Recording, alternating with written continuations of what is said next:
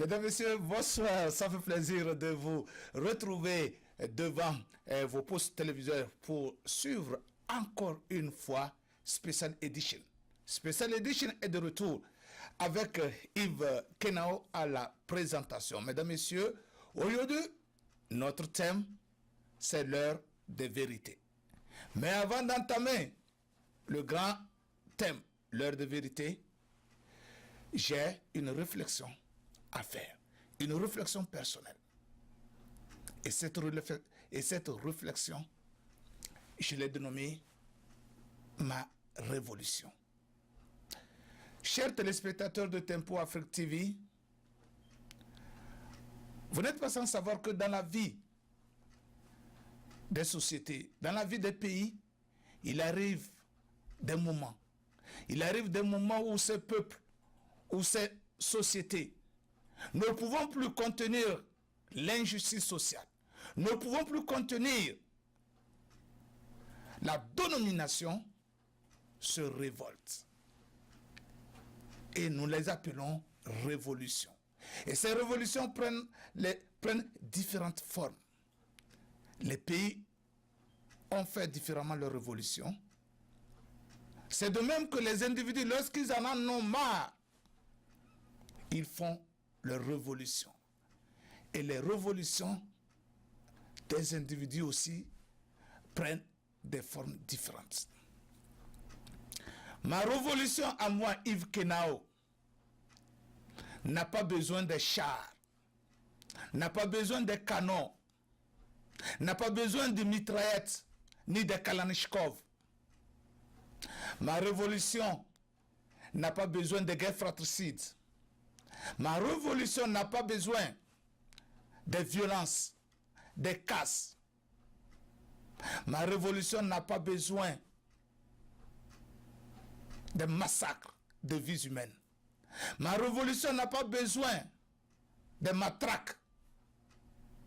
Ma révolution n'a pas besoin de casse, comme je l'ai dit, de massacres, comme je l'ai dit. Ma révolution n'a pas besoin de l'ONU. Ma révolution n'a pas besoin des casques bleus. Ma révolution n'a pas besoin des casques des forces d'intervention de la CEDEAO. Ma révolution n'a pas besoin de pourparlers interminables. Ma révolution à moi, Yves Kenao, n'a pas besoin de bavardage, de discours. Ma révolution a besoin de la paix. Ma révolution a besoin du dialogue.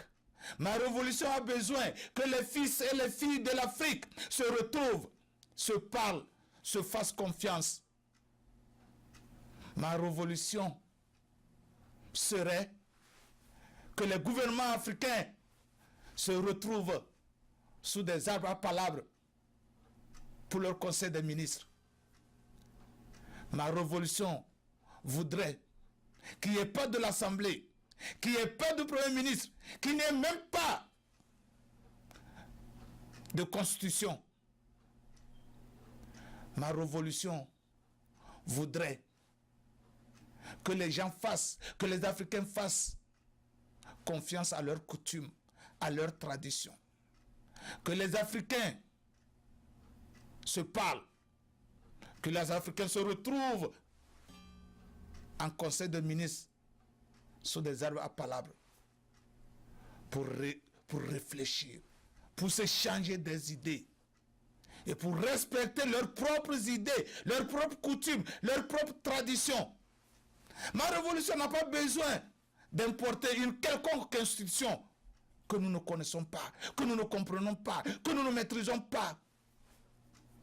Ma révolution n'a pas besoin de terminologies que nous ne maîtrisons pas. Ma révolution a besoin de toutes ces filles, de tous ces fils qui, au bord du Nil, vont cultiver la terre riche pour avoir de la nourriture, pour s'autosuffire alimentairement, pour nourrir ses filles et ses fils. Ma révolution voudrait qu'à un moment donné, que certaines personnes donnent la chance à d'autres de gérer leur pays. Ma révolution voudrait aussi que ceux qui gèrent les pays africains partagent les revenus de leur pays avec leurs citoyens.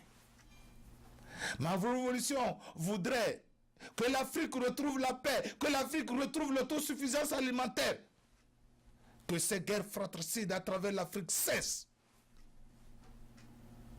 Ma révolution à moi serait de dire non à l'étranger.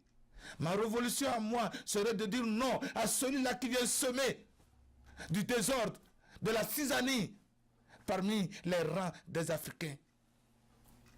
Ma révolution voudrait que les filles et les fils de l'Afrique se tiennent main dans la main, se regardent en face et se disent que l'avenir de l'Afrique ne dépend que d'eux, que le bonheur de l'Afrique ne dépend que d'eux, et que l'Afrique qui a créé l'histoire rentre dans l'histoire, car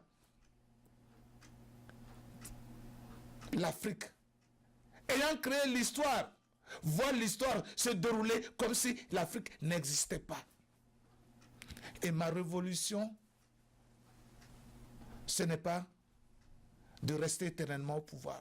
Ma révolution, ce n'est pas de réviser les constitutions. Ma révolution, ce n'est pas de modifier les constitutions. Ma révolution, c'est de permettre à tout un chacun des pays africains de jouir des richesses de ce pays. Ma révolution serait que les Africains disent non à tout ce qui vient de l'extérieur pour détruire la valeur africaine, pour détruire la valeur des cultures africaines. Ma révolution, elle paraît un tout petit peu utopique pour ceux qui ne la comprennent pas. Ma révolution, c'est comme du mystère dans l'air. Et si vous écoutez attentivement, vous l'entendrez. Ce n'est que par cette révolution, qui est comme du mystère dans l'air, que nous allons bâtir une Afrique prospère, une Afrique libre, une Afrique démocratique, une Afrique qui permettrait à l'humanité tout entière de retrouver la valeur que représente la mère Afrique. Nous allons vous retrouver dans quelques instants pour faire le bilan de ce que j'appelle les 3 jours de marche de Lomé. On se retrouve dans quelques instants. Votre émission Grand Débat passe sur Tempo Africa. Restez toujours connectés car nous vous apportons les réalités de l'Afrique. Votre animateur principal est Serge Nyawa qui est toujours là pour être connecté avec vous. Du nouveau à Minneapolis, Tempo Afrique Travel. Vous voulez voyager? Achetez vos billets d'avion à l'agence de voyage Tempo Afrique Travel. Téléphone 612 729 01 76. Avec l'agence de voyage Tempo Afrique Travel, pas de problème de connexion, pas de problème de transfert de vol. Avec l'agence de voyage Tempo Afrique Travel, c'est le voyage en toute tranquillité, en toute beauté, de votre maison jusqu'à votre destination. Votre satisfaction est notre plaisir. Pour toutes vos informations en politique, en économie, en sport, en santé, retrouvez Yves Kenao sur Tempo Afrique TV, la station de l'éveil du continent. Le Togo, c'est précisément cette semaine. Le Togo, la semaine passée, le Togo a eu 3 jours de marche. Il y a eu 3 jours de marche à Lomé. 3 journées au cours de laquelle l'opposition a manifesté pour réclamer le départ de Faure Gnassingbé, pour réclamer les réformes constitutionnelles et le départ de Faure Gnassingbé. 50 ans, c'est trop. 50 ans du régime de Gnassingbé, c'est trop. C'est ce que l'opposition togolaise dit. Vous savez, tout le monde a le droit de manifester. Et je pense que 50 ans, c'est trop. 50 ans, c'est trop. Le régime de Faure Gnassingbé devrait comprendre quelque chose. 50 ans, 38 ans de son père. Et lui, il fait 12 ans. C'est beaucoup. Qu'il donne la chance à d'autres personnes de gérer ce pays. Qu'il voit comment les autres vont gérer ce pays. Ce n'est qu'en ayant deux choses qu'on peut comparer. Moi, je n'ai connu qu'un seul régime, le régime de Gnassingbé. Alors, si j'avais un autre régime, je pouvais le comparer. Qui donne la chance à d'autres personnes de gérer et que nous comparions les deux gestions. Il y a eu donc 3 journées de manifestation. Et au cours de ces 3 journées, il faudrait que nous nous retrouvions pour faire le bilan. Qui a gagné, qui a perdu. Et dans ce brouhaha de l'opposition et du parti au pouvoir, c'est le vrai peuple, le peuple silencieux, le peuple paisible qui voudrait vaquer librement à ses occupations, qui se trouve victime. Le peuple silencieux est victime des deux camps, de l'opposition et du parti au pouvoir. Durant ces 3 journées de marche, l'économie est à ralenti. Et quand je dis le peuple silencieux, je veux dire le commerçant, le grand commerçant togolais, le petit commerçant togolais, celui qui va dans son travail. Tout cela est paralysé. Tout cela constitue une perte économique pour le Togo. Alors je pense que dans cette situation, c'est le peuple paisible qui est perdant. Il est pris entre l'enclume et le marteau de l'opposition et du parti au pouvoir. Il ne sait où aller. Et je pense qu'il est temps, après 3 mois de marche, de contestation, de contre-marche, de répression, des tirs de gaz lacrymogène, des jets d'eau, des casses, je pense qu'il est temps que le peuple togolais, que l'opposition et le parti au pouvoir s'asseyent pour discuter. Ma révolution n'a pas besoin de toutes ces casses. Ma révolution n'a pas besoin de toutes ces répressions. Ma révolution, c'est la paix. Que ces deux partis, que Faure Gnassingbé et l'opposition togolaise discutent, se retrouvent et discutent, se regardent dans les yeux et parlent et tiennent un langage franc et sincère et fraternel pour libérer ce peuple silencieux, le vrai peuple silencieux qui ne sait que faire de ces marches et de ces contre-marches. Alors dans tout ça, où allons-nous? Où allons-nous avec tout cela?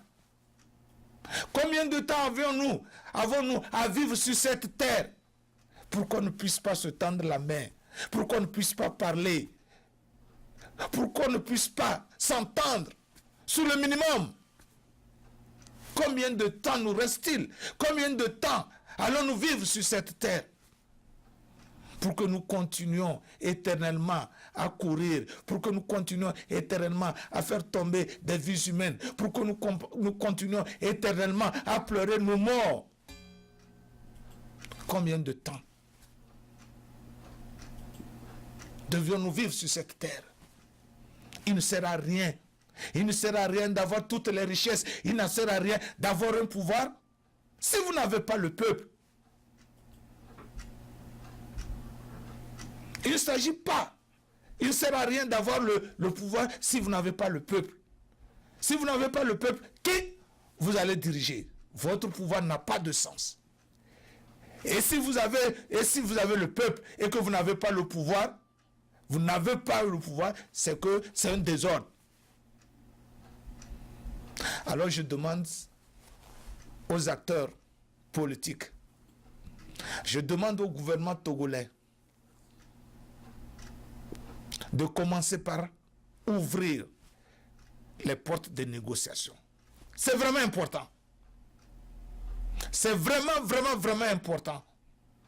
Parce que tout compte fait, on ne peut pas continuer dans ces circonstances, dans ces situations-là jusqu'à l'éternité. Non. Il faut que nous nous parlions. Il n'y a pas de problème sans solution. Il faudrait que les Togolais se parlent. Qu'ils se parlent sincèrement. Et ça fait mal que cet ordre de l'humanité, le Togo, c'est l'ordre de l'humanité. Le Togo, c'est l'heure de l'humanité. Si nous, Togolais, nous ne le savons pas, c'est l'heure de l'humanité. Alors, protégeons cet ordre de l'humanité. Protégeons-le. Il est extrêmement cher. Il est extrêmement précieux. Que les Togolais se parlent. Qu'il y ait des concessions de chaque côté, s'il vous plaît. Faire une concession n'est pas synonyme de faiblesse. Je parle des deux camps. Ma révolution voudrait qu'on ait une réflexion indépendante. Qu'on ne voit pas les choses d'une seule manière, d'un seul angle. Ma révolution voudrait que si même votre propre ami a fait une erreur, que vous le disiez, qu'il se corrige. C'est ça ma révolution. Ma révolution n'est pas d'être sur le gouvernement. Ma révolution n'est pas d'être sur l'opposition. Ma révolution, c'est de trouver une solution pour le meilleur du peuple togolais, pour le meilleur de l'Afrique.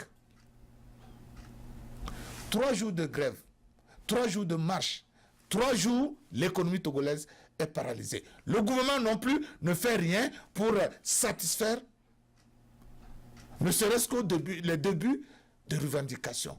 Et nous continuons. Et jusqu'à quand? Jusqu'à quand? Chers acteurs politiques togolais, que ce soit le gouvernement, que ce soit l'opposition, il est temps. Yves Kenao vous lance un appel pressant.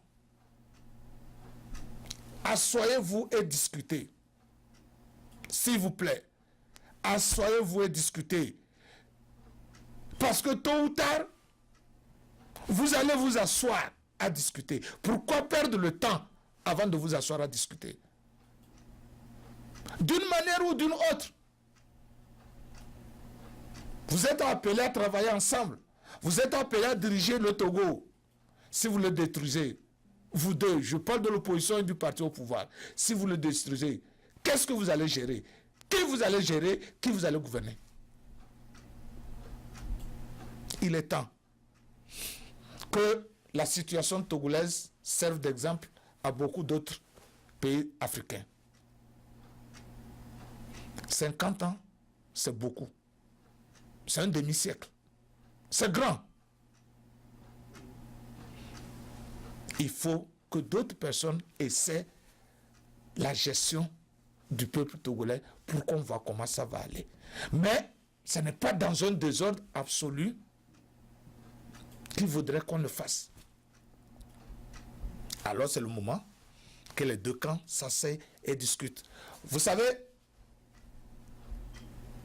il est vrai que certaines situations apparaissent mauvaises. Mais, si vous les détruisez, elles seront beaucoup plus mauvaises. Alors le peu que nous avons, gardons-le pour l'améliorer. et pour l'améliorer, que tout le monde participe à cette amélioration. Que tout le monde participe à cette amélioration. Parce que tout compte fait, nous, Togolais, nous sommes appelés un jour à parler ensemble, à se parler, à se regarder dans les yeux. Et c'est le moment de le faire. Parce que c'est l'heure de vérité. On se retrouve dans quelques instants. Nous vous apportons les réalités de l'Afrique. Votre animateur principal est Serge Nyawa, qui est toujours là pour être connecté avec vous. Du nouveau à Minneapolis, Tempo Afrique Travel. Vous voulez voyager? Achetez vos billets d'avion à l'agence de voyage Tempo Afrique Travel. Téléphone 612 729 01 76. Avec l'agence de voyage Tempo Afrique Travel, pas de problème de connexion, pas de problème de transfert de vol. Avec l'agence de voyage Tempo Afrique Travel, c'est le voyage en toute tranquillité, en toute beauté, de votre maison jusqu'à votre destination. Votre satisfaction.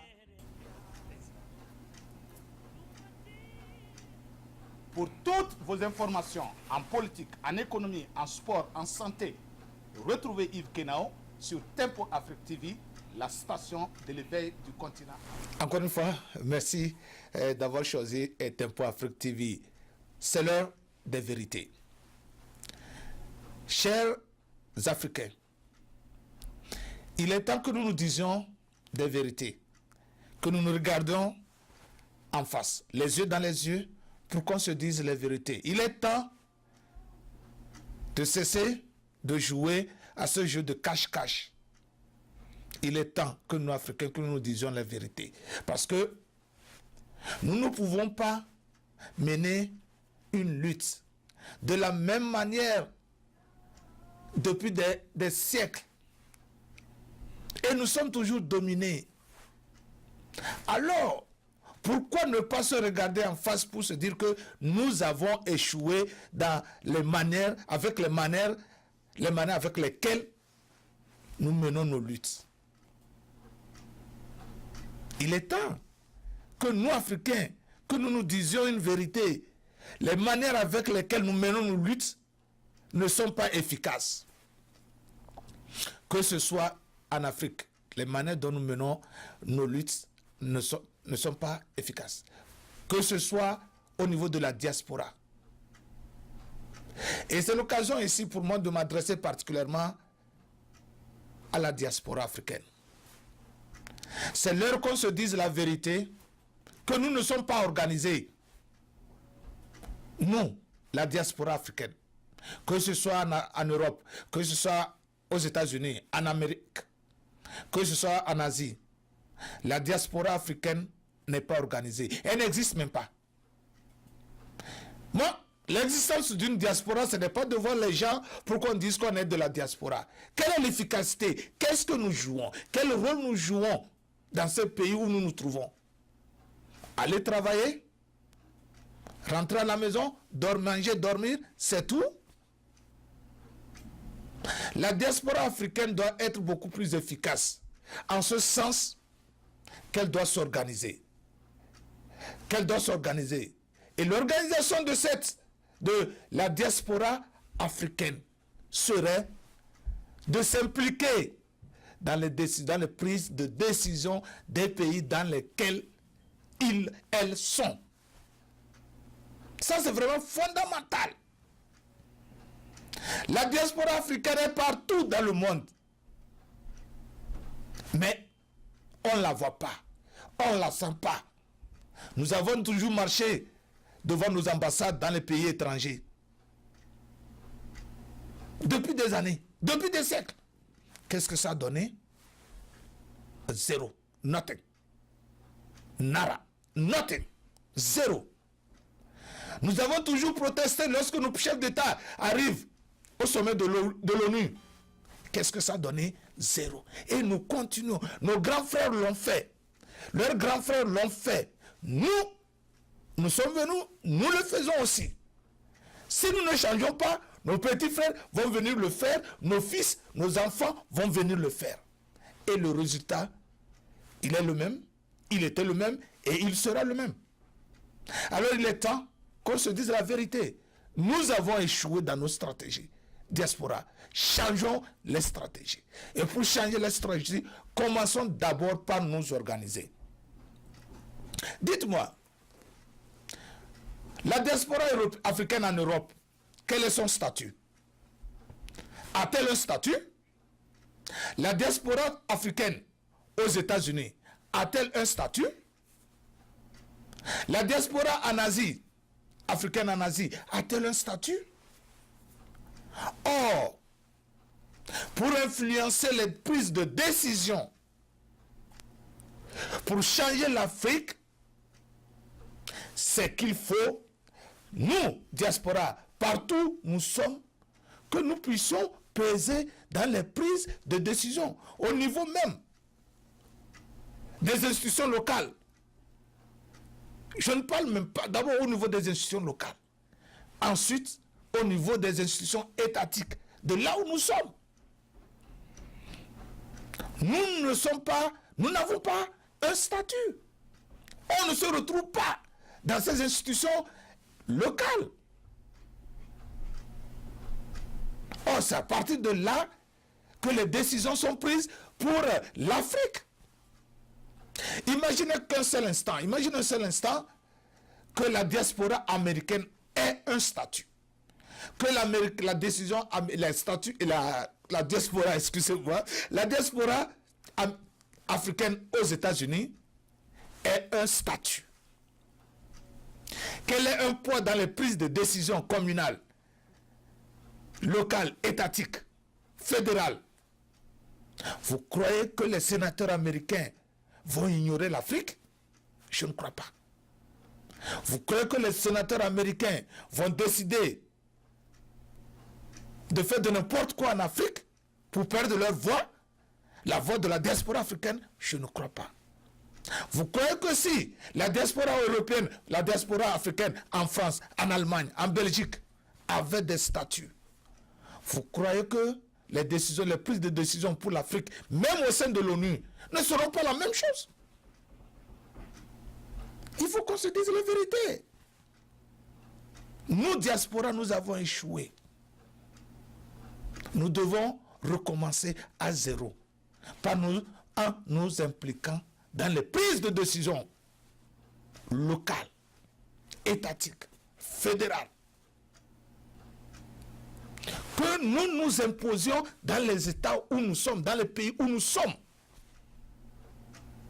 Et comme ça, les prises de décision pour l'Afrique, nous serons consultés. Nous donnerons notre avis. Et c'est comme ça que nous allons améliorer la vie. L'Afrique, que nous allons libérer l'Afrique.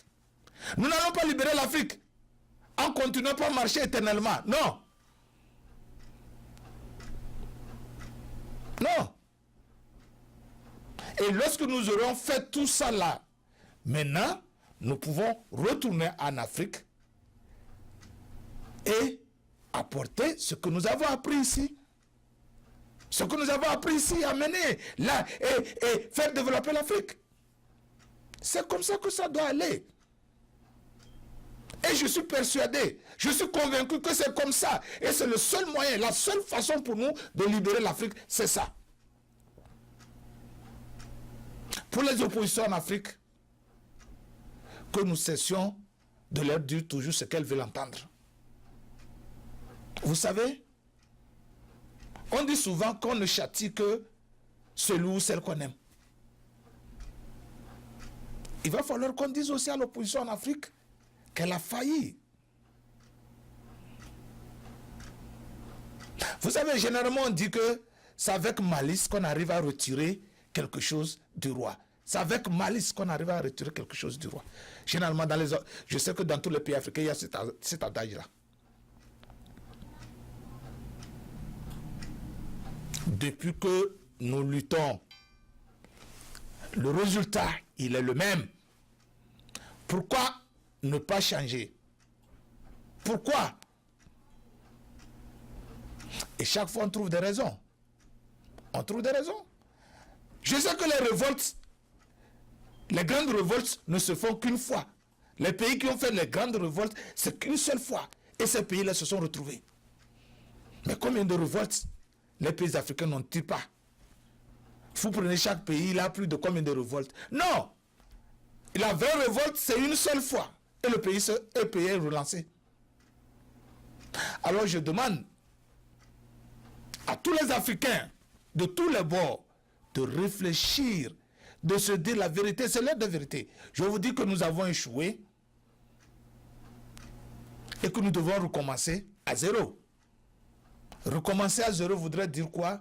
Voudrait dire repartir à la base. Changer de tactique. Changer de tactique. Disons-nous la vérité. Sortons de notre camp de prédilection pour accepter, écouter ce que l'autre dit. Et comme ça, nous allons savoir comment il pense. Si nous voulons toujours entendre ce que nous voulons entendre, nous allons toujours aller d'erreur en erreur et persister dans ces erreurs-là. Moi, Yves Kenao, que vous soyez mon frère, et tous ceux qui me connaissent d'abord, ils savent que je n'ai pas peur de dire la vérité. Ils savent que je ne suis ni pour le gouvernement, ni pour l'opposition. Ils savent que si même vous êtes mon frère, que vous faites mal, je vous dirai que vous avez mal fait. Alors, je vous dis, je reconnais que nous avons échoué dans notre lutte. Et c'est l'heure qu'on se dise la vérité et qu'on reparte sur de nouvelles bases. Vous savez, lorsque vous avez une équipe qui ne gagne pas, qu'est-ce que vous faites? Vous changez l'équipe?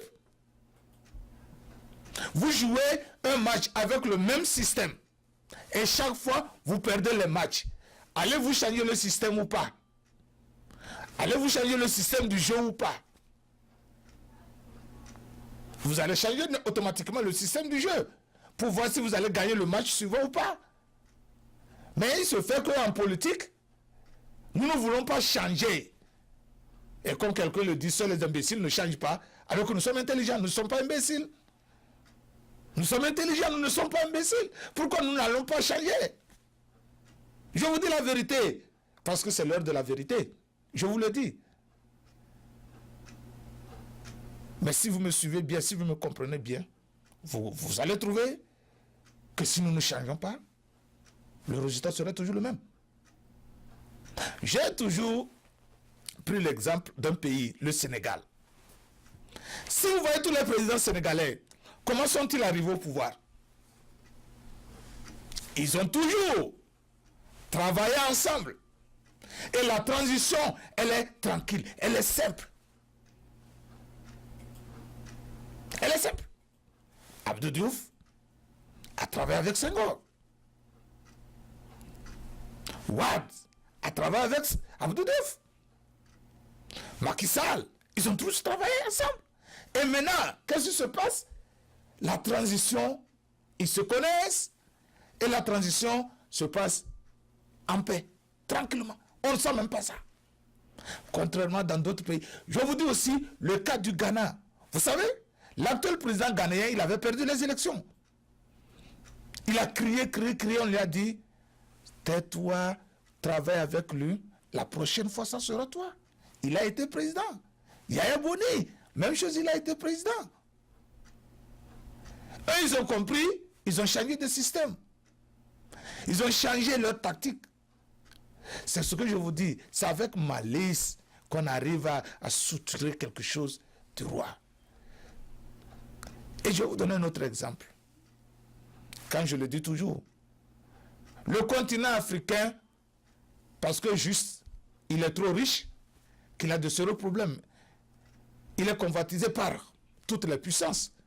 Et la vie en Afrique, politique en Afrique, économique en Afrique, est dirigée de l'extérieur.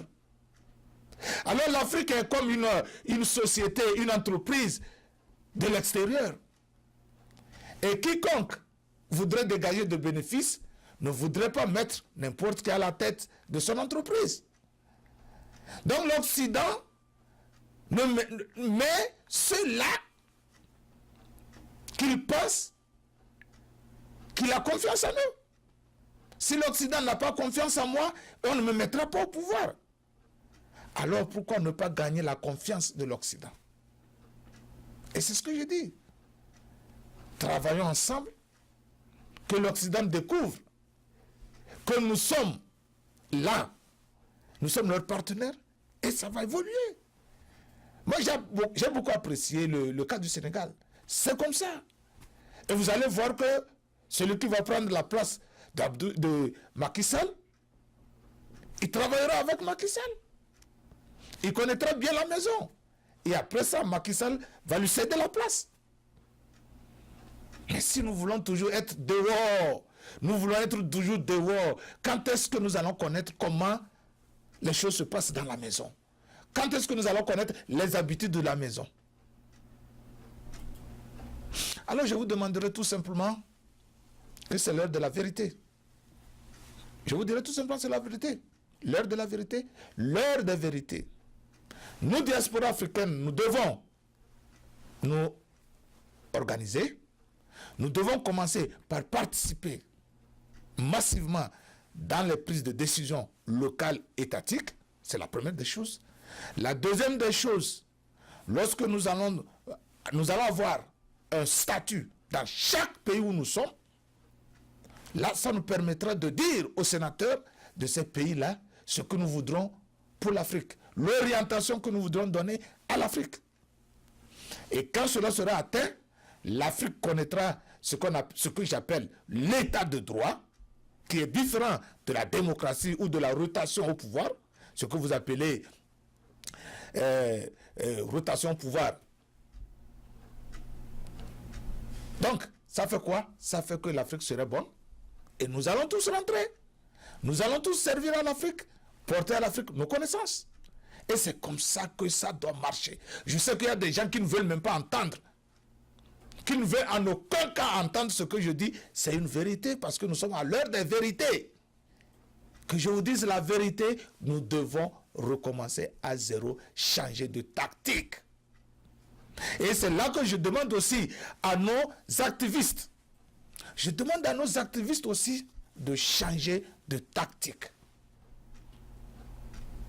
Commençons par éduquer les gens que la patience est un chemin d'or. Nous devons être patients pour reprendre tout à zéro. Sans cette patience, nous n'allons jamais voir le bout du tunnel. Je vous donne rendez-vous la semaine prochaine pour un autre spécial edition. Oh, mesdames, messieurs, ça a été un grand plaisir de vous servir. Et ça a été un grand plaisir de vous retrouver. Et nous allons maintenant chaque semaine nous retrouver pour s'échanger, pour discuter, pour parler de l'avenir de l'Afrique. Malick Sall, merci beaucoup pour la réalisation. Et à vous à la maison, merci pour la confiance que vous avez placée en Tempo Afrique TV. On se retrouve la semaine prochaine. Bonne nuit. Bye bye. Que Dieu vous garde bien. Minneapolis, Tempo Afrique Travel. Vous voulez voyager? Achetez vos billets d'avion à l'agence de voyage Tempo Afrique Travel.